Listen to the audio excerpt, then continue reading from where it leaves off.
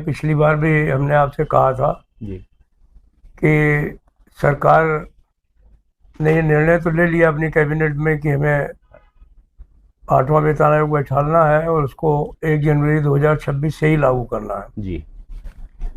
जिस स्पीड से उस समय ये मामला चला, तत्काल जेसीएम स्टाफ साइड को बुलाया गया और हमसे बैठ करके बड़े विस्तार में सेक्रेटरी डीओपीटी ने चर्चा की टर्म्स एंड रेफरेंस के सवाल पर।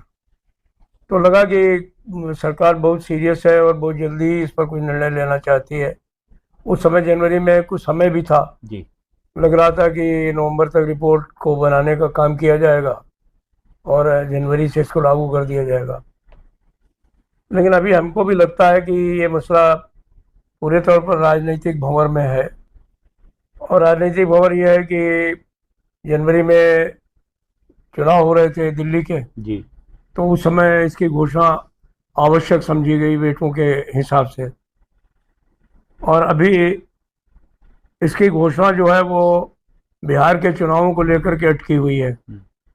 सरकार चाहती है कि बिहार के जो है वो चुनाव की घोषणा होने से पहले हम कम से कम कॉन्स्टिट्यूट कर दें इस कमेटी को।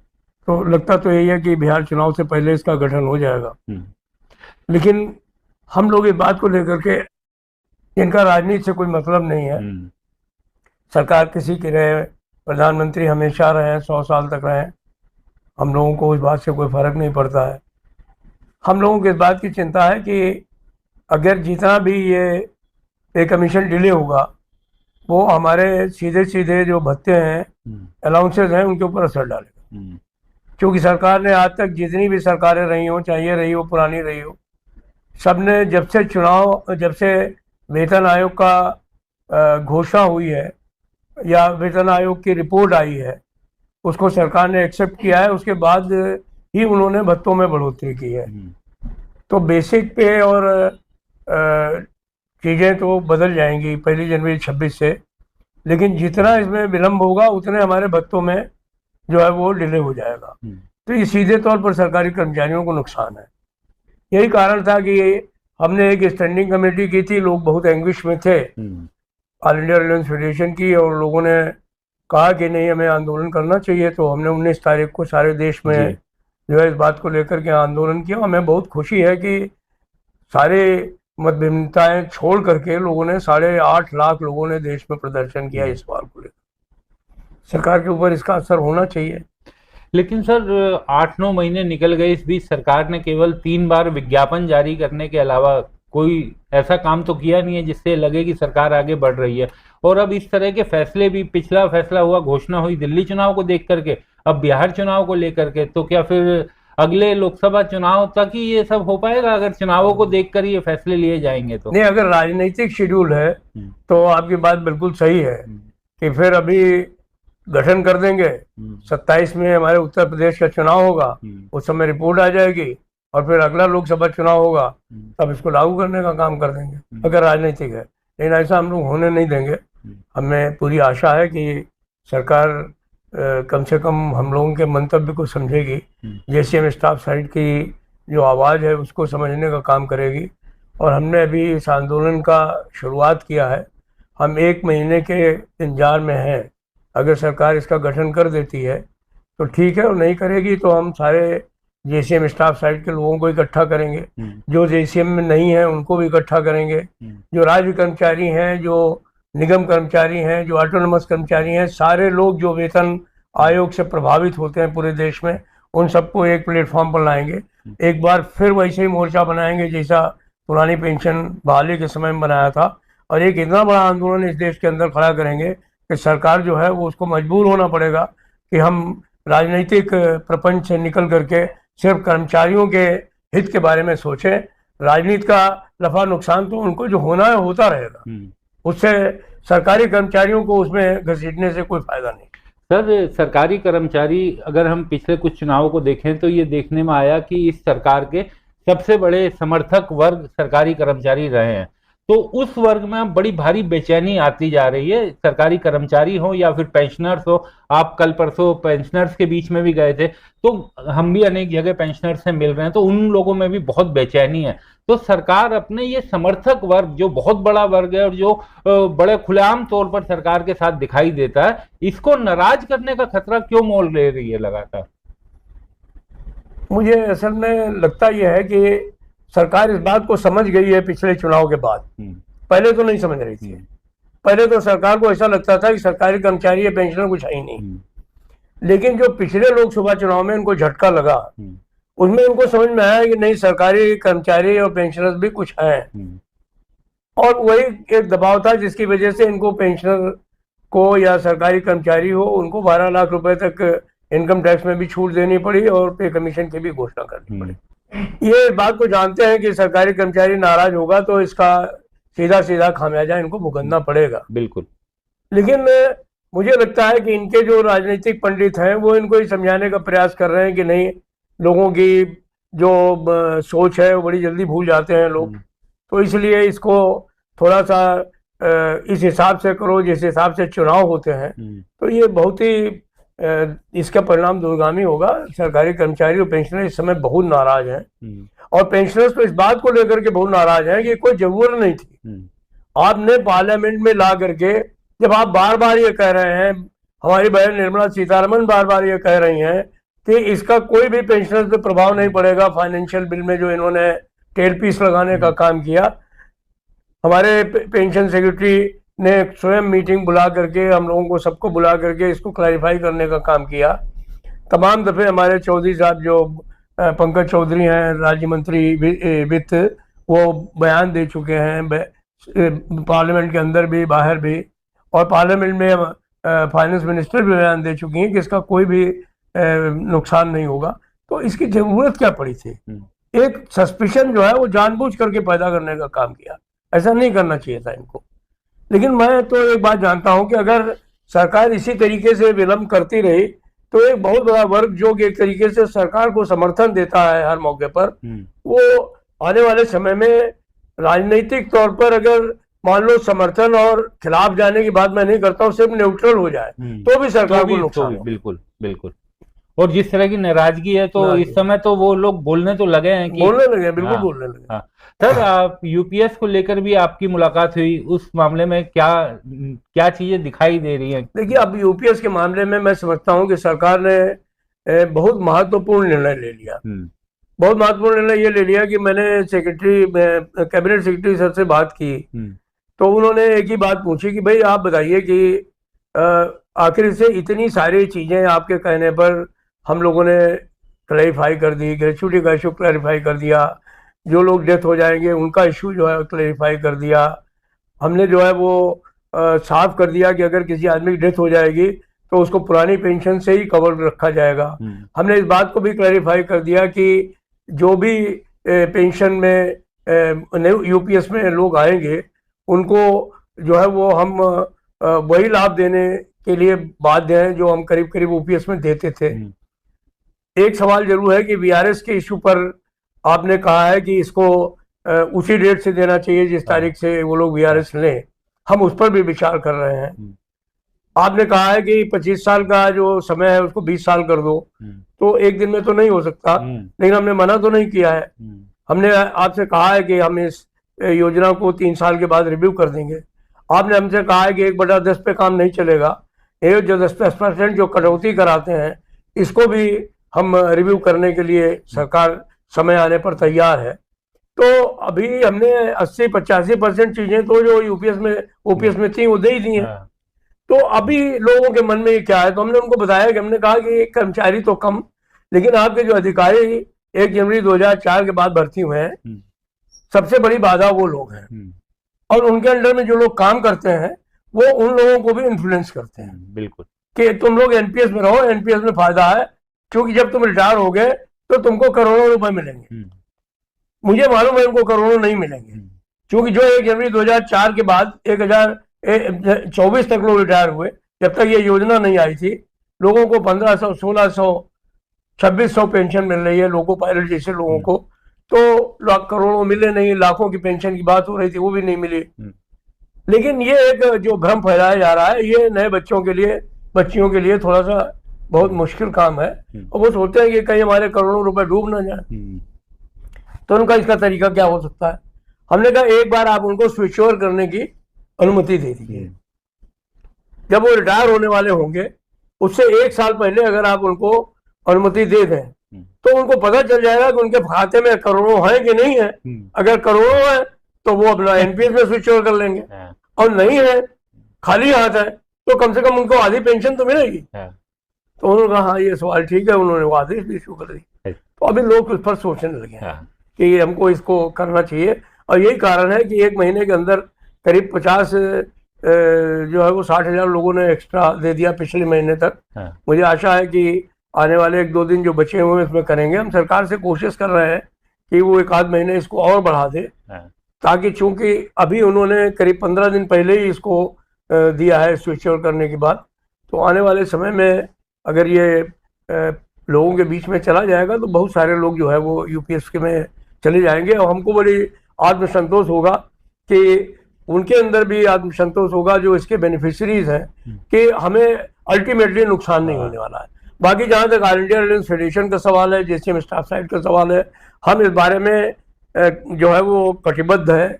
हमारा ये वायदा है कि हम ओपीएस के अंदर जो भी सुविधाएं मिलती हैं हम आने वाले समय में निश्चित तौर पर उसको पूरा कराने के लिए अपना हर प्रयास करेंगे, और ओपीएस में मिलने वाली सुविधाओं को अपने बच्चे और बच्चियों के लिए लेकर के आएंगे सरकारी कर्मचारी। सर ये 20 साल वाला भी उम्मीद है आपको? 100% होगा, इसको तो मैं दावा करता हूँ। आज नहीं 3 साल के अंदर ही ये 25 साल 20 साल हो जाएगा, इसमें तो कोई दिक्कत ही नहीं है। सर मैं यहाँ आने से पहले आपका एक ट्वीट देख रहा था कि आपकी जेब कटने वाली है इसलिए, तो अगर आप दर्शकों को बता दें थोड़ा सा कि क्या कहना चाहते थे आप अपने उस वक्तव्य में। देखिए प्रॉब्लम क्या है कि हमारे जो भी सरकारी कर्मचारी हैं, ठीक है 12 लाख रुपए उनको छूट मिल गई अपने इनकम टैक्स में, लेकिन अभी भी मैं महसूस कर रहा हूं कि तमाम सरकारी कर्मचारी, इवन पेंशनर्स, वो इस टैक्सेस की वजह से काफ़ी दिक्कत में है। अभी जीएसटी में कुछ परिवर्तन हुआ है, उससे कुछ लाभ भी हुआ है लोगों को, इसमें कोई शक नहीं है। लेकिन जो सबसे बड़ी समस्या है वो, हमने इस सवाल को इसी बात को लेकर के कहा कि चूँकि आने वाले समय में जो सबसे बड़ी दिक्कत हमारे सामने आ रही है, वो दिक्कत आ रही है इस सवाल को लेकर के कि अगर पे कमीशन समय से नहीं बैठा और उसने रिपोर्ट समय से नहीं दी, तो ये जो अलाउंसेस हैं ये निश्चित तौर पर सरकारी कर्मचारियों की जेब कटने के का ही काम करेंगे। तो ये बात लेकर के मैंने लोगों को कहा है कि आप लोग होशियार हो जाइए और तैयार भी हो जाइए अपनी जेब कटने से बचने के लिए। सर एक अंतिम सवाल मैं आपसे पूछना चाहूंगा कि सरकारों के आंख नाक कान जो हैं वो आप संगठन के, जिस तरीके के आप लोग हैं, मजदूरों के आप प्रतिनिधि हैं, तमाम तरह के जो संगठन है, मजदूर संगठन, उनके नेता लोग होते हैं। क्या सरकार के कुछ आंख नाक कान आजकल गलत खबरें भी सरकार तक पहुंचा रहे हैं, जो इन सब चीजों को थोड़ा हल्के ढंग में सरकार लेने लगी है? कुछ तो बात सही है आपकी, उसके 2 कारण हैं। एक कारण तो यह है कि जो मैं सीधी बात करता हूँ, क्योंकि मेरे को घुमा फिरा करके बात करने की आदत नहीं है। कुछ तो इसमें ट्रेड यूनियन आंदोलन की स्वयं में कमी है, और वो कमी यह है कि तमाम ट्रेड यूनियन आंदोलन इस देश के किसी न किसी जो है वो पॉलिटिकल पार्टी की कोख से जन्मे हैं, और उनकी सोच जो है वो अपनी पॉलिटिकल पार्टी और पॉलिटिकल आकाओं को खुश करने में लगी रहती है। सरकार इसीलिए एक तरीके से संवेदनहीन हो गई है ट्रेड यूनियन आंदोलनों के प्रति। अभी तक हम लोगों ने अपने आप को इस बात से बचा करके रखा है, क्योंकि सरकार चाहे जिसकी रहे, हमको लगता है कि मालिक मालिक होता है, मजदूर मजदूर होता है, तो सरकार मालिक का ही व्यवहार करेगी और मजदूर को अपना ही काम करना पड़ेगा। तो इसलिए हमें ये मान करके नहीं चलना चाहिए कि सरकार जो है वो बिल्कुल लिबरल हो जाएगी, अपना खजाना खोल देगी, कह देगी कि हम सब कुछ कर्मचारियों पर लुटा देंगे। लेकिन हमारी जायज मांग मांगी ना जाए तो उसके लिए हमको चाहे जो सरकार हो उससे लड़ने के लिए तैयार रहना चाहिए, लेकिन हमारी मांगे जरूर जेन्युइन होनी चाहिए। अगर हम आसमान के तारे मांगेंगे तो कोई भी नहीं देगा। बिल्कुल सही। इवन हमने तो कई बार ये मजदूर आंदोलनों की जो संयुक्त समिति है 15 या 11 जो मजदूर आंदोलन है इकट्ठे है, हर साल एक दिन की हड़ताल करते हैं। उन्होंने हमको बुलाया तो मैंने उनसे कह दिया कि वो मांगे रखिए अपने मांग पत्र में, जिनमें अगर आपको प्रधानमंत्री बना दिया जाए तो आप पूरी कर दें। अब वो मांगेंगे सरकार से जो आप नहीं पूरी कर सकते, तो आप सरकार के सामने क्या मुंह लेकर के जाएंगे। लेकिन वो उनकी राजनीतिक बाध्यताएं हैं, क्योंकि सब राजनीतिक दलों से जुड़े हुए संगठन, ट्रेड यूनियन संगठन है, तो उसमें वो उनकी हाँ में हाँ मिलाते रहते हैं, लेकिन हम लोग उनमें नहीं हैं। और इसीलिए यही कारण है कि हम लोगों ने, जब भी उन्होंने कहा हम एक दिन की हड़ताल करेंगे, हमने सीधे तौर पे उनको मना कर दिया कि हम एक दिन की हड़ताल में शामिल नहीं हूँ। एक तो ये सबसे बड़ा सवाल है जिसको लेकर के सरकार की संवेदनहीनता सामने आती है। दूसरा एक सवाल ये भी है कि सरकार से जुड़ा हुआ भी एक मजदूर संगठन है, वो सरकार की बैसाखी बनने का भी काम करता है। तो ये एक अच्छी चीज नहीं है। अच्छे लोग हैं वो लोग, उनकी लीडरशिप में बहुत सारे लोग बहुत अच्छे लोग हैं, मैं उनकी प्रशंसा भी करता हूँ, ऐसी बात नहीं है। और ऐसा भी नहीं है मौका आने पर वो सरकार की मुखालफत भी करते हैं, लेकिन उनको भी इस मुहिम में गैर राजनीतिक तौर पर मजदूरों के साथ जुट करके और एक फैसला करना चाहिए। मैं बराबर इसका प्रयास भी करता रहता हूँ। तो ये भी एक सवाल है जो कि सरकार को जो है वो एक तरीके से मैं कहूँगा कि कभी कभी किंग कर्सर भी मूल बनाने का काम करता है। वो अपने आप को सोचने के बजाय उस तरीके से सोचने का काम करते हैं। अब जैसे ये पे कमीशन की आपने जब घोषणा कर दी तो आपको इमीडिएटली कोई ना कोई जज बैठा देना चाहिए। तो हमको बहुत दिन तक ये भरमाया गया कि कोई उचित जज नहीं मिल रहा है। हमने कहा यार रोज ही सुप्रीम कोर्ट जो है अपने आप ही किसी न किसी सुप्रीम कोर्ट के जज को कहीं न कहीं बैठा देता है, कभी इन्वायरमेंट के सवाल पर, कभी हाथी बचाने के सवाल पर, कभी जंगली जानवर बचाने के सवाल पर, कभी जो है पराली जलाने के सवाल पर, वो अपने आप ही अपने जजेस बैठा देता है। तो इनको क्यों नहीं मिलता? फिर हमने तो ये भी कहा कि अगर मान लो थोड़ी देर के लिए आपको अपने मनपसंद जज नहीं मिल रहा है, आप कोई कसाई से कसाई जज ले आइए, समझे कि नहीं भाई? हम अपना सवाल उसके सामने रखेंगे और सरकार अपना पक्ष उसके सामने रखेगी। जस्टिस अशोक माथुर को मैं बहुत लिबरल समझता था 7वें वेतन आयोग में। उस बंदे ने हम लोगों के सामने इस बात को कबूल कर लिया कि हम 20,000 रुपए मिनिमम देंगे। सारे जैसे स्टाफ साइड के लोग गवाह हैं इस बात के, कोई एक मई नहीं था, सारे साथी थे वहां पर। और अरुण जेटली जी, भगवान उनकी आत्मा को शांति दें, उन्होंने एक दिन उसके घर जाकर के चाय क्या पी ली, उसने 2,000 की कटौती कर दी, उसमें 18,000 रुपए दे दिया। इस बात का हमारे पास प्रमाण है कि उनके घर गए, उनके यहाँ चाय पी और उसके फौरन बाद उसका दिमाग बदल गया। तो ऐसे जजेस भी हमने देखे हैं सुप्रीम कोर्ट के, और हमने श्री कृष्णा जैसे जज भी देखे हैं जिसने कर्मचारियों की, केंद्रीय कर्मचारियों की आवाज़ सुनी, जिसको हमने ले जाके रसीद दी कि देखो ये 20 रुपए 25 रुपए दिए जा रहे हैं लोगों को, बच्चों को पढ़ाने में, ये 20 रुपए 25 रुपए में पढ़ाई हो सकती है। तो उसने जो है 2,000 रुपए फीस करने का काम किया, लोगों को जो है वो सारे अलाउंसेज में बढ़ोतरी करने का काम किया। तो हमने हर तरीके के लोग देखे हैं। हम एक बात जानते हैं कि जब हम सुप्रीम कोर्ट के जज के सामने जाएंगे तो वहां पर वो निश्चित तौर पर जो हमारी बात माने या ना माने, लेकिन वो जो हम बोलेंगे उसको रिकॉर्ड करें। हमसे पिछले जो है वो कैबिनेट सेक्रेटरी ने कहा कि क्यों आप वेतन आयोग के पीछे पड़े हुए हैं, हम एक कमेटी बना देते हैं 3 सेक्रेटरीज की, बेज रिव्यू कमेटी, और वो आपका फैसला कर देगी। हमने कहा हमें नहीं चाहिए आपकी कमेटी। कहले क्यों? हमने कहा ये जो मेंबर होंगे सेक्रेटरी लोग, ये काम तो आप ही के अंडर में करेंगे ना, तो आप उनको बुला के कहेंगे कि आप को ये करना है, तो जज साहब को तो थोड़ा टाइम लगता है और लगेगा, तो भी उनको लिखना पड़ेगा कि नहीं स्टाफ साइड ने ये डिमांड की थी। आप वाले तो लिखेंगे भी नहीं, उनकी जो मर्जी होगी वो लिख देंगे। तो हमें वो नहीं चाहिए। हमें तो जो पे कमीशन में अंग्रेजों के ज़माने से जो है वो पे कमीशन बैठा है, तो पहले पे कमीशन से लेके आज तक के पे कमीशन में वो है। फिर दूसरी बात यह है कि जिस कमेटी को आप बनाने जा रहे हैं, उस कमेटी में जब हम आपसे ये कहेंगे कि आप स्टाफ साइड को भी शामिल करो, तो आप कहेंगे नहीं, आप लोगों के अंदर बहुत झगड़ा है, इसलिए हम किसको शामिल करें किसको नहीं शामिल करें, वो भी नहीं मानेंगे। पहले पे कमीशन बैठता था, पहले पे कमीशन में, दूसरे पे कमीशन में हमारा प्रतिनिधि होता था।